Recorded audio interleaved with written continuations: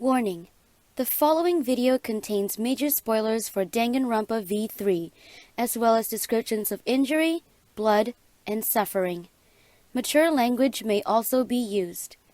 Viewer discretion is advised. Disclaimer: we do not own anything from the Danganronpa franchise. It belongs to and is the creation of Spike Chunsoft.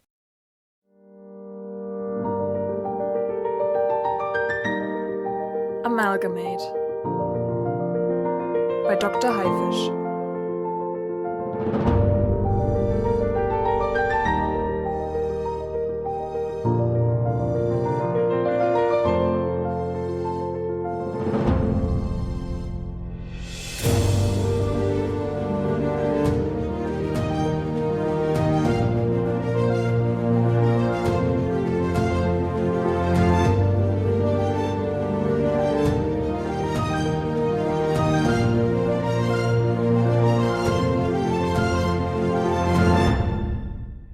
Chapter 3: The Shrine of Judgement.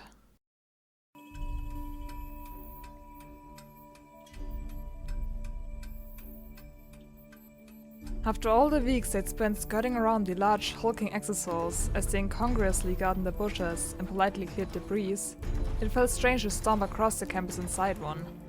Kaito considered himself a fairly reckless guy, but the fact that Maki leaped into one of these machines with barely a second thought was some next level shit. Kaito was immensely relieved to be inside the exosol, however. He didn't want to worry Kokichi or admit to himself how bad things had gotten, but his illness had been steadily progressing, even before the extreme blood loss he just experienced. Now the effects of the two were mixing inside his body to create a vile cocktail of malaise. In layman's terms, Kaito felt like absolute shit, and it was starting to affect his motor skills. His hands were subtly shaking on the control sticks, and he had a brief moment of dizziness that caused him to question whether or not he remembered the way to the Shrine of Judgement.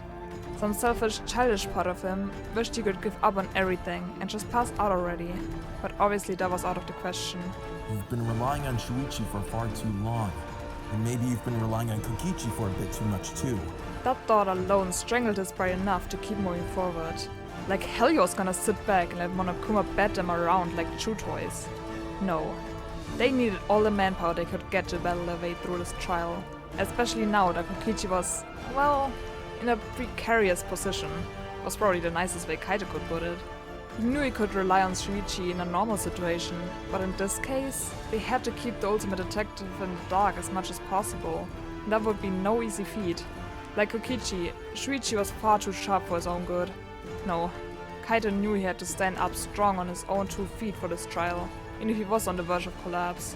This was going to be his last act, his last stand. He was going to end this game once and for all. But only if you can actually get us to the trial grounds first. Kaito's exhausted and a maniac brain spun in circles inside his skull. At least then you won't have to waste any energy lugging around this giant hunk of metal. Kaito shot a glance at Kokichi to make sure the boy hadn't noticed anything amiss. But thankfully, Kokichi had grabbed the script off the dashboard and was immersed in his notes, not paying Kaito any mind at all. Or so he thought, because half a second later, Kokichi raised his violet eyes and gave Kaito a probing look. He always knows. I swear, he's got eyes on the back of his head or some shit. Look, I know I'm gorgeous, especially with my shirt off. But really, you don't have to be so obvious about it. I'm not staring at you or anything. Kaito protested. He could feel his face rapidly turning the same shade of red as the exosol. Oh, it's fine. I'm used to it. I used to be the ultimate fashion model, you know. What, for toddlers? Yup, so stop staring at me, you pedo. Excuse me? Dude, don't even joke about that. Kokichi snickered, and Kaito wasn't sure he'd ever consider punching the boy harder in his life. He thanked the stars above, the real ones, and even the false ones that across the inside of the dome, that he somehow found the strength to reel in his impulses. Seriously, dude, what the hell's wrong with you? Oh, lots of things. Shocked you, did I? At least that means you're awake now. I was never asleep. What are you... Oh, you noticed I was losing focus. Kaito grimaced and felt his face flush even more. God damn it, this kid is getting on my last fucking nerve. Even when he's dying, he's annoying. Shut up. He's not dying. When they finally reached the Shrine of Judgment, the gaudy, tasteless and unnervingly provocative Monokuma statue was already gone, and the concrete bridge was laid out over the water. Guess everyone's already here. Kaito hoped his nervousness wasn't coming through in his voice. We're really gonna do this, huh? He swallowed thickly and tried to ignore the metallic taste of blood in his mouth. We're gonna make a total fool out of Monokuma, save Maki from execution, and the mastermind won't be able to kill anyone. We're gonna save everybody. You hear me, Kokichi? The boy raised an eyebrow and gave Kaito an unimpressed look. Aww, is the Luminary of the Stars suddenly such a coward that he needs reassurance from the ultimate supreme leader of all evil? Hey, take that back! I am not a coward! Sure. And Tenko was totally straight. Kaito clenched his teeth and aggressively pushed the Exisal forward. I don't have to prove anything to a little brat like you. Come on, let's go. When the Exisal stepped into the elevator, the gate slammed shut with an overly loud crash. There was no turning back now. And suddenly, the cramped cockpit felt even more claustrophobic than before. A voice that had come to haunt Kaito's nightmares blared over the intercom. Welcome aboard the Cockpit Express! I know this might sound a little boring, but while we get this trial warmed up, the courtroom's a no-culprit zone. So you're just gonna have to sit here in timeout and think about what you've done while you await further instructions. Capiche? Kokichi suddenly elbowed Kaito in the ribs. Practice. What? Oh. Kaito nodded and hit the mic for the very first time. You got it, Monokuma! He was immensely thankful for the fact that even through the Exisal speakers, his voice carried far more confidence than he actually felt. Kokichi was a little shit, but I've got a duty to honor his last wish. You can count on me to make this the most entertaining murder trial the world has ever seen! Kaito even went so far as to make the Exisal flash a cheesy thumbs up. It's what the little brat would have wanted. That's the spirit. See you soon, culprit. And with that, the elevator went silent. Now Kokichi and Kaito were trapped inside an Exisal, inside a metal box, inside a mock courtroom, inside a dilapidated apocalyptic campus, inside a giant birdcage. Never before had Kaito felt so trapped and small in his entire life. It felt like he was back inside the hydraulic press, watching his mortality bear down on him inch by inch. I can't stand this. He grumbled after a moment. His voice was so broken with sickness and nerves that it was a struggle to get the words out. How long is he possibly gonna make us wait here? Kokichi shrugged, closing his eyes and leaning his head against the side of the cockpit in what had become his customary resting position. Kaito couldn't help but notice, however, that Kokichi's hands and face were twitching minutely, as he was being shocked by electricity and struggling to hide it. Come to think of it, Kokichi had seemed, well, not healthy by any stretch of the imagination, but it seemed as if the progression of the strychnine poison had stalled and had mysteriously faded during the past hour. Kaito narrowed his eyes, watching Kokichi's breath hitch after a few seconds. If he hadn't gone out of his way to pay attention, he might have not noticed. You motherfucker. Kokichi, I need you to be honest with me before Monokuma drags us into that courtroom. Kokichi snorted but didn't respond, which only pissed Kaito off even more. How sick are you really? Because you've been pretty lively for a guy who's been basically injected with rat poison. Didn't you know, Kaito? I'm immune to rat poison, snake venom, and horse tranquilizers. Stop fucking around, Kokichi. I know you're trying to hide how sick you are. Takes one to know one. Kokichi smirked. Pot meet kettle, glass house meet stones. I get it. Kaito's face burned with humiliation. We're both fucked up right now, and we're pretending we're not. I get it.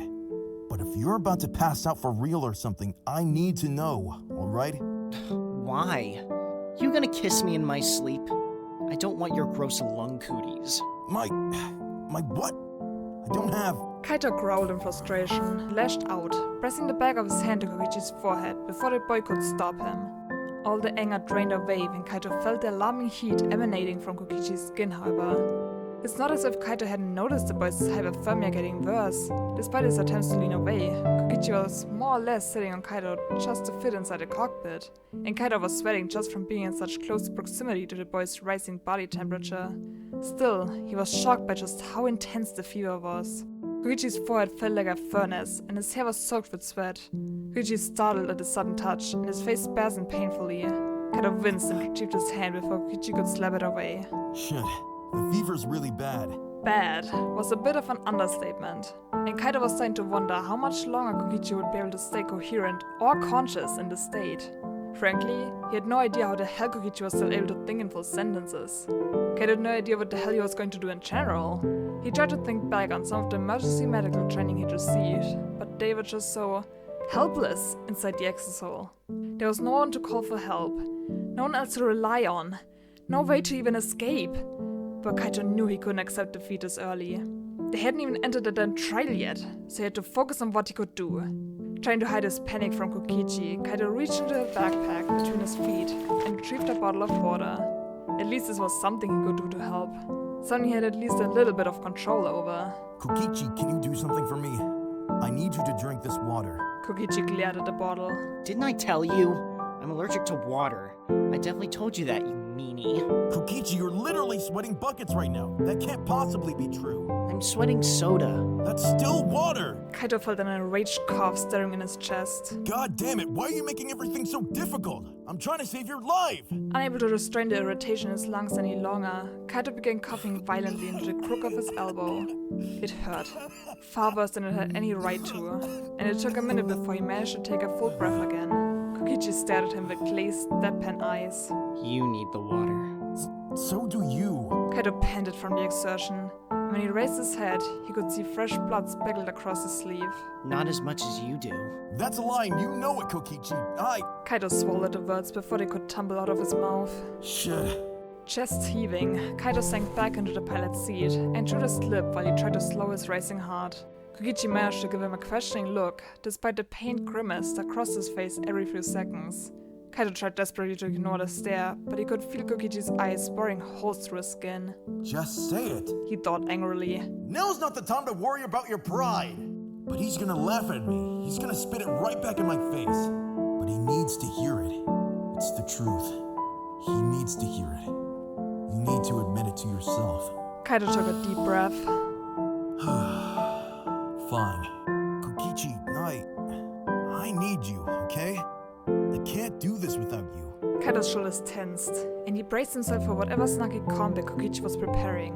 Some joke about swinging lovers in a soap opera or trashy anime romances. But Kokichi didn't say anything at all. Despite the fever, his eyes were intensely focused on Kaito, and it made him feel flayed.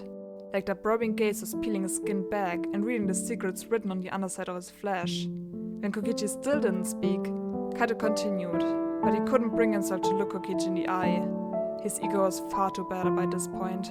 I know it sounds stupid, but I'm just not as smart as you, alright? I admit it. I don't think in crazy patterns like you do. I'm not quick-witted like you, and I'm impulsive. When I see the faces of Shuichi and Maki, Himiko, Tsumugi, Kiibo, I might lose my composure, you know?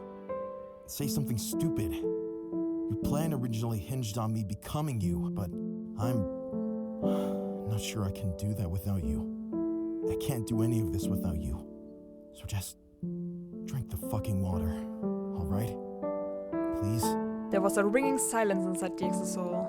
When the pressure inside Kaito's chest became too uncomfortable to bear, he finally forced himself to look at Kokichi, and what he saw there surprised him. The boy was just staring, but not in a way that seemed mean or mocking. He looked thoughtful, actually. Pensive even. Kaito suddenly wished he could take back his words. He was too exposed now, too raw. He'd let Kokichi see how scared and pathetic he really was. When he was supposed to be the strong one, he was supposed to be the rock keeping Kokichi afloat long enough to survive the trial. Instead, he was whining and complaining like a frightened child. Because I am. Kaito swallowed down a sob. And Kokichi was never supposed to know what a hypocrite I am. And a nasty cheering voice at the back of his mind whispered. He already knows. Kaito nervously picked at the plastic on the water bottle, waiting for Kokichi to say something, anything, to put him out of his misery. Finally, Kokichi snorted. Kaito, if I was as smart and cunning as you say I am, do you really think I would have hinged my entire plan on someone I thought couldn't pull it off? Huh? Do you think I didn't trust my plan to someone I thought was stupid? Someone who can't think on their feet? Someone who can't live up to my supervillain level of genius? Kokichi laughed brokenly at that. Do you think I'm stupid? Kaito was completely at a loss for words. What are you saying? Kokichi rolled his eyes. I'm saying I entrusted you with my plan because I believed in you, you idiot. Isn't that the kind of bullshit you're always blabbering about? Jeez. I actually believed you for once and you didn't even notice. Maybe you are stupid. Which would mean I'm stupid? Kokichi pursed his lips. Well, that was obvious. Or maybe that's a lie. Who even knows anymore? He started laughing in a way that made Kaito's stomach twist with worry. Don't get delirious on me now, Kokichi. I need you with me here. I need you to help me get through this trial. Embarrassed beyond belief, and unsure to handle Kokichi actually complimenting him, Kaito shoved the bottle in the boy's face. Just drink the damn water, Kokichi. Jeez, you're no fun. Kokichi grimaced as if the sight of the water made him sick. How about we just split it for now? One of us might end up needing it more than the other, you know. Kaito narrowed his eyes. He didn't like the grim implication lingering unspoken at the end of the statement. It made Kaito suddenly hyper-aware of the smell of blood in the cramped space. He could practically taste the sweat in the air, the pain, the fear, the impending... Only one of us might need it. Kokichi, I swear to God. Kokichi must have noticed Kaito's suddenly icy demeanor because he huffed in annoyance and yanked the bottle out of Kaito's hands. You're gonna regret this when you find out I wasn't lying about having aquagenic urticaria. Aqua what now? Water allergy. Very deadly. Definitely gonna die now. Don't even joke about that. Kaito said it a bit too quickly. His nerves were starting to fray as the hypothetical clock ticked down the time until the trial. The fact that Kokichi's hands are shaking as he tried to unscrew the cap on the bottle certainly wasn't helping. Idiot. Kaito chastised himself. Should have opened it for him. He's so fucking thoughtless sometimes. Here. Kaito reached out to grab the bottle, but Kokichi stubbornly pulled it back towards his chest like a child. Even when he was shivering from head to toe, he still managed to pull off a bratty, insincere pout. Excuse you, spaceman. Ultimate Supreme Leaders can open water bottles all by themselves. This is discrimination. It's not like that, and you know it. You've been poisoned, Kokichi. Get the fuck over and let me open the bottle for you. How do I know you're not just gonna drink the whole thing yourself, huh? I thought that's what you originally... Ugh. Kaito groaned and dug the heels of his hands into his eyes until stars burst behind them. He was so goddamn tired. Why did Kokichi have to make the simplest things so fucking impossible? Why couldn't he just accept help like a normal goddamn person? Why can't you, Kaito? You fucking hypocrite. A voice that sounds suspiciously like Kokichi whispered in the back of his mind. I can't because it's embarrassing. Because I don't want other people to worry about me. At that, Kaito slowly lowered his hands from his face. Was that what was going on here? Kokichi knows he's gotten too weak to handle something as basic as opening a water bottle. But he's trying to hide it because he doesn't want me to worry? It felt weird even entertaining the thought of giving Kokichi the benefit of the doubt. But then again, everything since the moment Kokichi seized control of the Exosols felt like a goddamn fever dream. Kokichi was the most confusing person Kaito had ever met in his life, but he really couldn't afford to vilify him for it at the moment. Shuichi had always gotten along better with Kokichi because he tried to play along, and in a strange way, Kokichi was playing along with Kaito right now, wasn't he? Kaito knew the boy was still seething with resentment over his ruined plans and the hours of torment he was now being forced to endure. Yet he was hiding his symptoms in order to keep Kaito calm, maybe? To keep him from losing his composure even more than he already had? The thought made Kaito's heart sink with shame and guilt. You really are thoughtless. Just play along, Kaito. It's the least you can fucking do.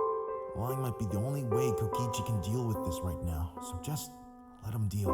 Kaito sighed loudly and held out his hand for the bottle. Come on, man. I'm dying of thirst, and I want to get the taste of blood out of my mouth. Just give me the bottle so I can take a drink. Now Kokichi was the one who looked suspicious. He clearly wasn't buying Kaito's lie, but he shoved the bottle back into Kaito's hands anyway. Fine. But only because I want to use you as a guinea pig to test the water for poison. How the hell would poison get inside a sealed... You know what? Never mind. Kaito unscrewed the cap of the water bottle, noting with disgust the way his hands left streaks of blood all over the plastic. He took a couple sips. He really did want to get a nasty coppery taste out of his mouth, before handing the bottle back to Kokichi. There. Drink.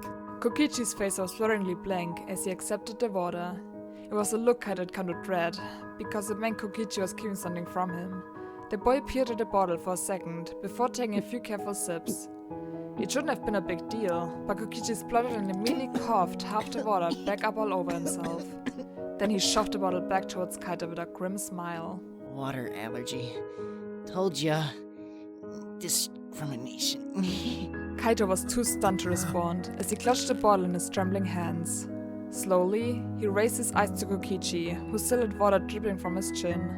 The realization was finally dawning on him, that Kokichi was much farther along in his illness than he was letting on. Kaito had no idea how the hell the boy was hiding it so well, but clearly, he was suffering some of the late-stage effects of strychnine poisoning. Did the water trigger an esophageal spasm? Or is he starting to lose respiratory control? But he's talking just fine. He can't be that bad already, can he? Kokichi, Come on, Kaito. We should make a really grand entrance, shouldn't we?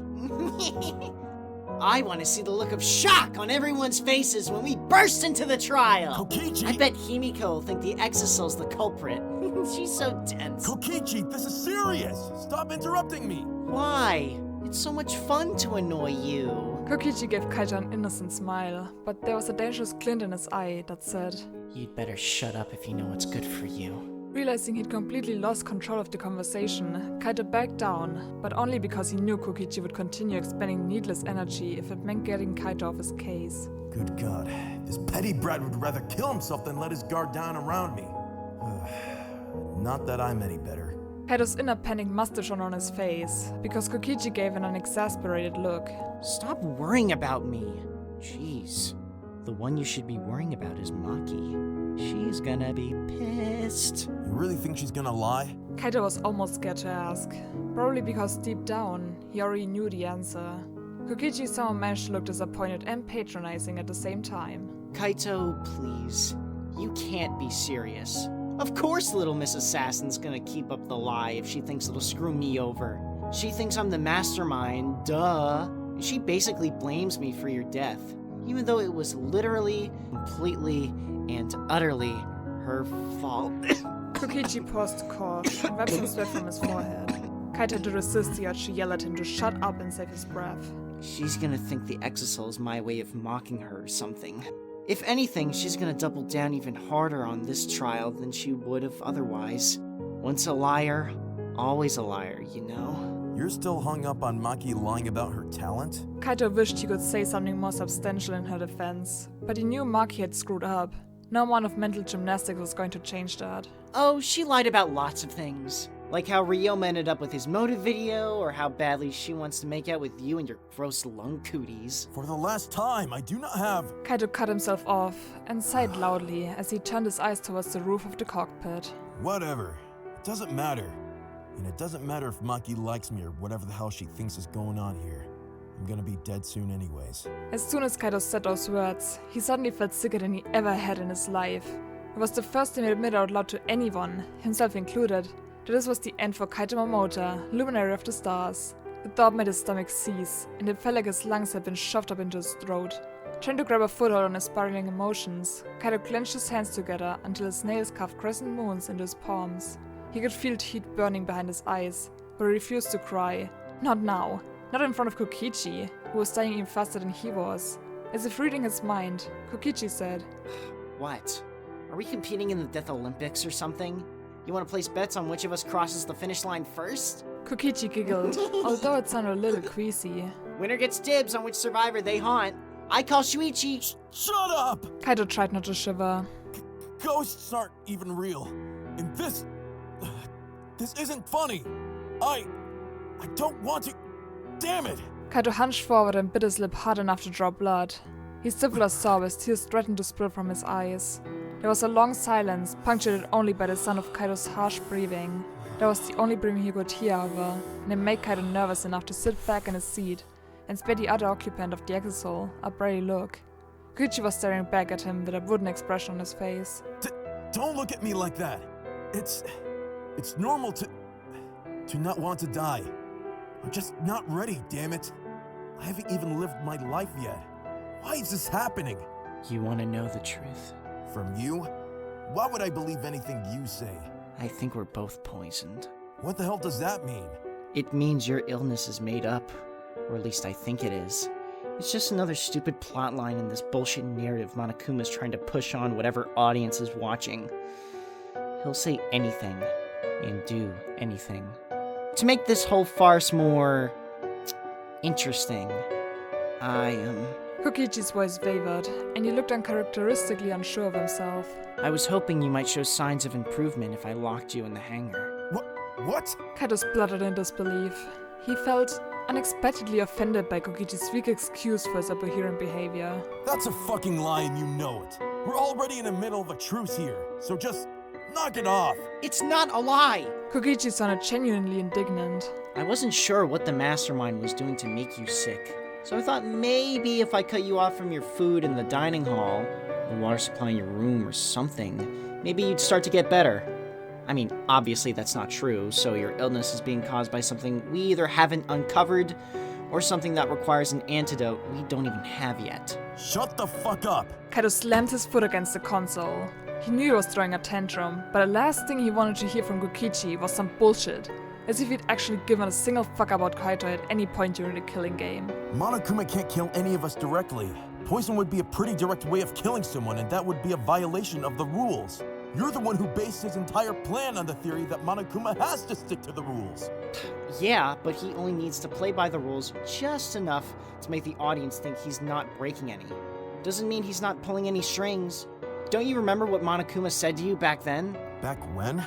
You're speaking in riddles. After you got all oppositional in the dining hall, going on and on about not playing the game and fighting against the mastermind and crap like that, Monokuma said to you, "Spoken like a marked man." You really don't remember? Kokichi hummed thoughtfully. I had a feeling Monokuma was going to start messing with you after he said that, especially if you kept being belligerent. So I kept a pretty close eye on you when you started getting sick, and you were so bad at hiding it. That's when I knew my theory was right. Monokuma or the mastermind or whoever, they're willing to bend the rules if it means pushing this stupid story in whatever direction they're looking for. Probably something to do with that dumb virus. Which is such a lame, boring line. Ugh. It made a certain amount of sense, even if Kaito didn't want to admit it.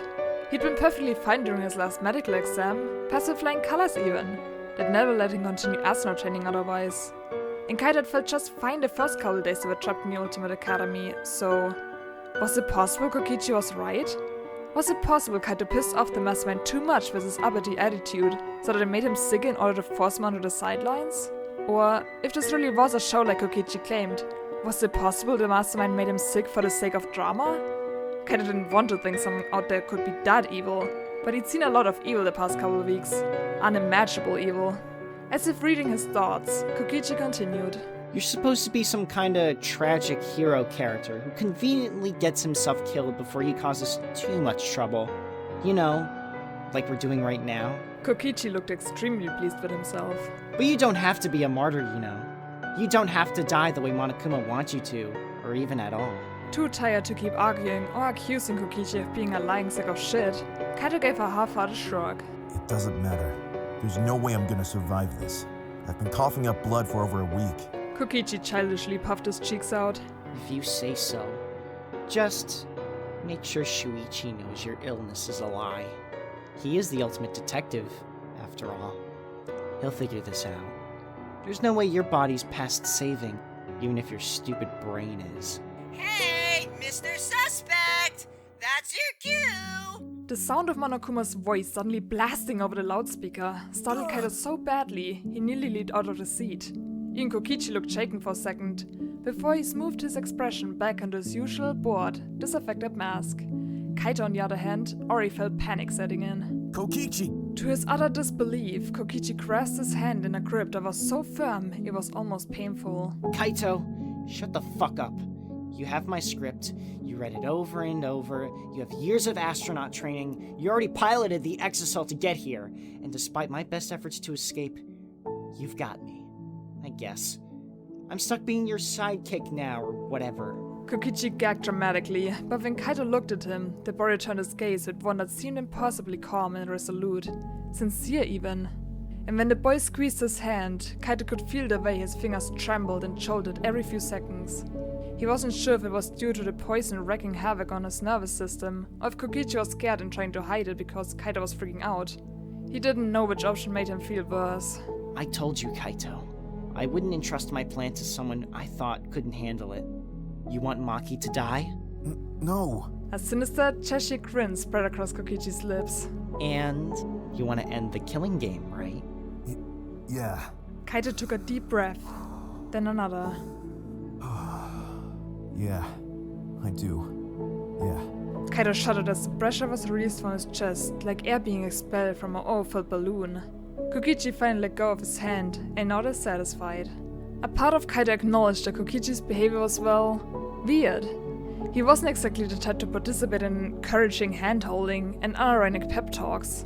But then again, it seemed like Kokichi was willing to wear whatever skin was necessary to make a situation go the way he wanted to.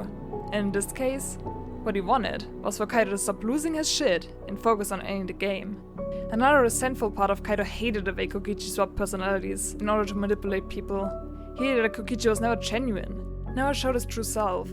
Kaito wondered sometimes if Kokichi even had a true self, and the thought made his skin crawl. It made Kokichi sound so soulless, but at the same time, Kaito admitted he was a bit grateful for what Kokichi had just done to help ground him, to keep his mind from spiraling out of control. And feeling grateful about that just made Kaito feel mortified all over again. He looked away in shame. I wonder who Kokichi really is. He curled and uncurled the fingers of the hand the boy had been holding. Would a soulless person really? Right now, all that really mattered was that Kokichi wanted to stick it to Monokuma just as badly as he did. That alone had to count for something. Kaito finally raised his head and forced himself to look at the so-called Ultimate Supreme Leader. There was a nostalgic glimmer of mischief in Kokichi's eyes. Well, you've got this, don't ya, spaceman? Yeah, I've got this. Kaito clenched his hand into a tight fist. We've got this. Suddenly filled with determination, Kaito grasped the control sticks and swung the Exisol toward the elevator doors that opened ominously before them. We've got this, Kokichi. We've got this. We're gonna kick that mastermind's ass so hard and we're gonna send that fucking bear to orbit. Look at us, Pacific Rimming it. I don't like the way you said that. Kaito stormed down the corridor and ground the Exisol to a halt just outside the sealed doors to the courtroom. A flashing red light bathed the scene in an eerie, horror movie glow. Even more unnerving was the sight of the video camera from the hangar mounted on the wall. It was fairly obvious what Monokuma wanted him to do. Clenching his teeth, Kaito steered the Exisol's left arm and hastily snatched the camera. I don't like this either.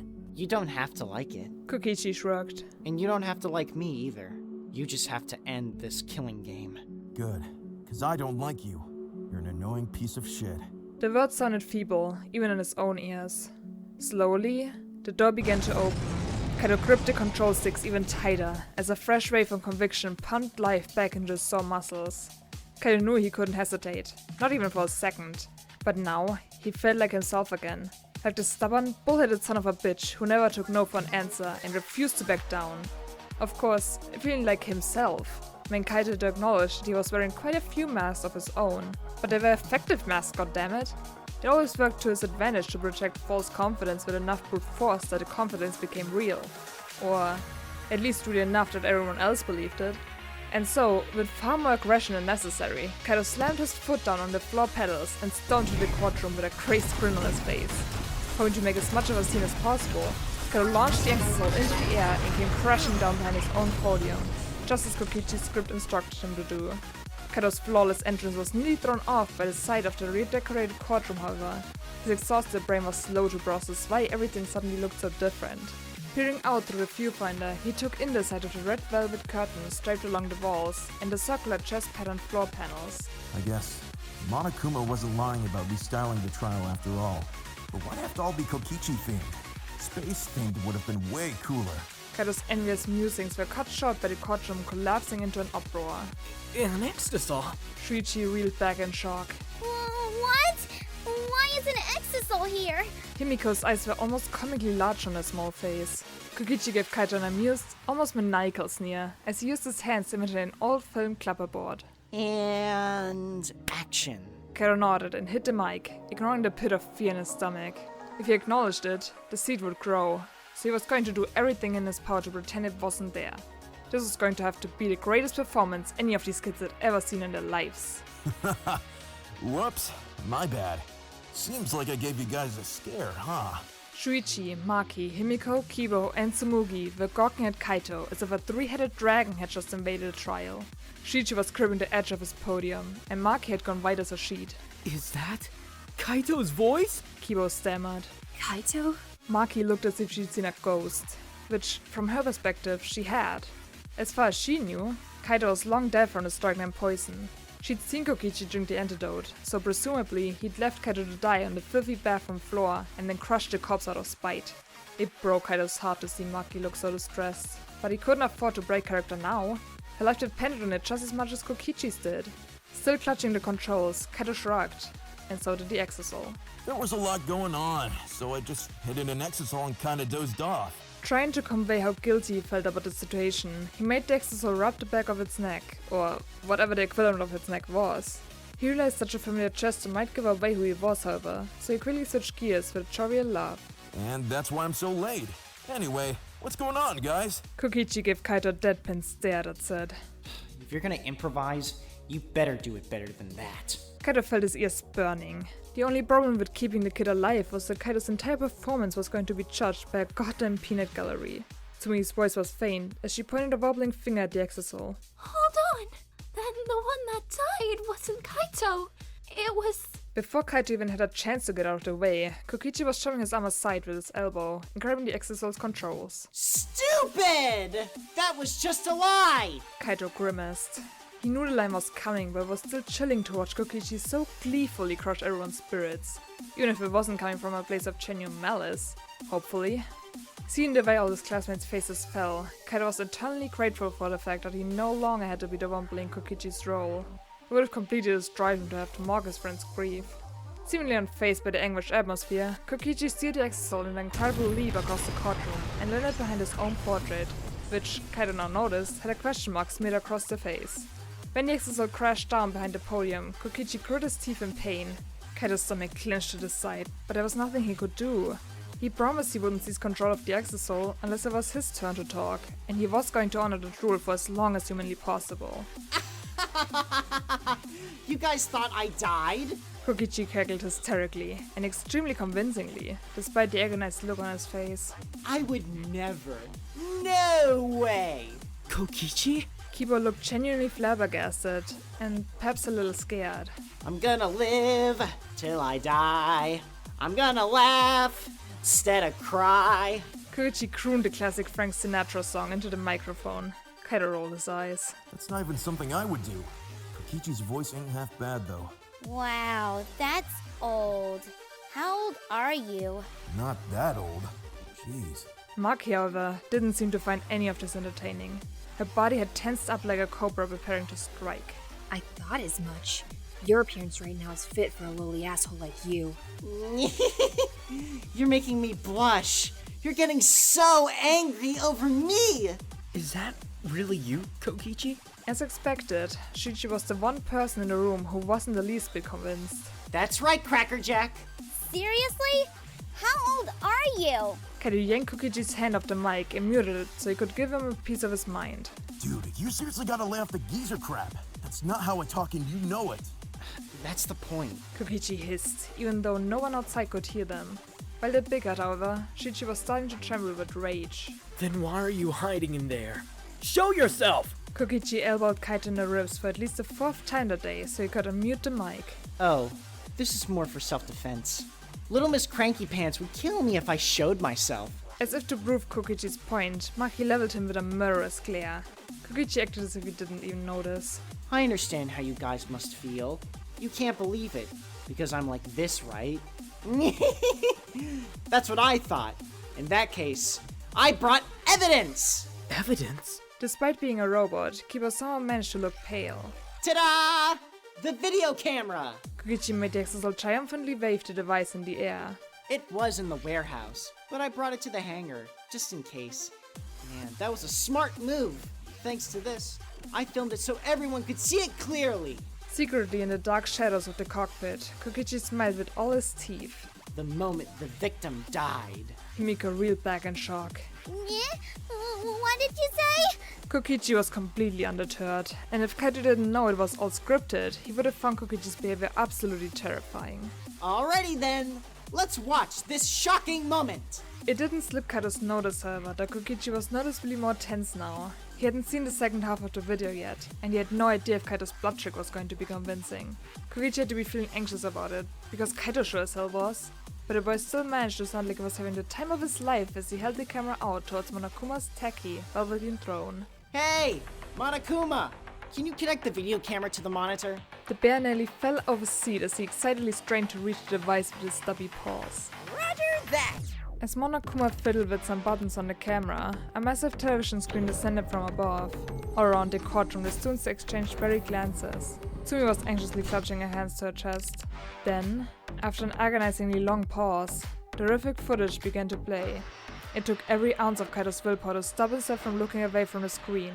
This was the first time he'd seen himself laid out like a corpse on a cold, dispassionate slab of metal. And even though the breath hadn't actually killed him, the experience was still too recent, too raw, too close for comfort when both he and Kokichi were still huddling at death's door. As the breath lowered on the screen, Kaito could feel his heart beating faster and faster. He looked so pale and exhausted, lying there with his arms still leaking blood as he stared into the cold, star-spattered demise Kokichi had planned for himself. Kaito could still remember how scared he'd felt at the time, how sick and terrified and young, so painfully young. He could remember how unfair it all felt, how wrong. He could still remember believing he was about to put Kokichi through the same trauma, and then finally slap the lid closed on his coffin and end his life. Entombed him inside the killing game, leave his body, his legacy, his spirit, trapped inside the Ultimate Academy, forever. But I didn't do it. Kaito desperately reminded himself. Nobody died. And nobody's gonna. But then, just as Kaito's entire body vanished from view on the screen, the video paused for half a second, hopefully not long enough to be noticed by anyone in the courtroom, and then the breast finally slammed shut with a sickening thud. The blood Kaito had left along the edge of the machine appeared maybe a breath too early, but the effect was still pretty damn good. In fact, he knew it was good because everyone in the courtroom gasped in horror. Huh? Kaito? All the color drained from Shuichi's already pale face. This is terrible! Why would something like this? Tsumugi shook her head in disbelief. Himiko looked like she was about to throw up all over the podium. I saw it through my fingers.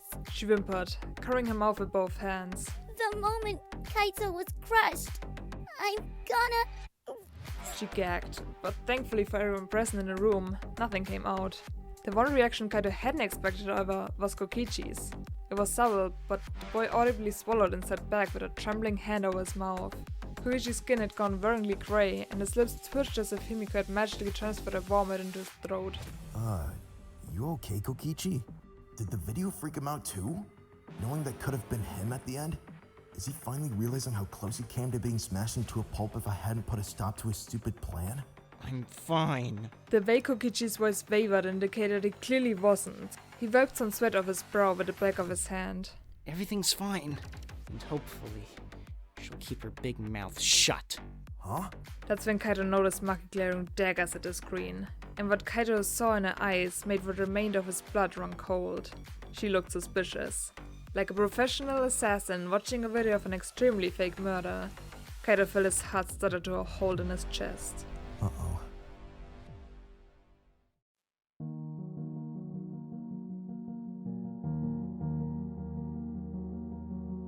Things seem unsteady, but we're getting ready to face anything that may soon come our way. The clock is ticking, there's no time for wasting, there's no time to hesitate. The final showdown, we won't let them win now, not when we have come so far. So let's take a chance for the win, we must amalgamate. Things seem unsteady, but we're getting ready to face anything that comes our way. The clock is ticking, there's no time for wasting, there's no time to hesitate. The final showdown, can't let them win now, not when we have come so far. So let's take a chance for the win, we will amalgamate. Through pain and hatred, Through love and friendship, through all the hardship, we gotta make it. through joy and sadness, Through all the madness, through all that may seem insane. we're taking a stand, working hand in hand. On you I'll depend, For you I'll defend. with truth I'll debate, with lies we'll create. Let's go in this killing game. Things seem unsteady, but we're getting ready to face anything that comes our way. The clock is ticking, there's no time for wasting, there's no time to hesitate. The final showdown, we can't let them win now, now that we have come so far. So let's take a chance for the win, we will amalgamate.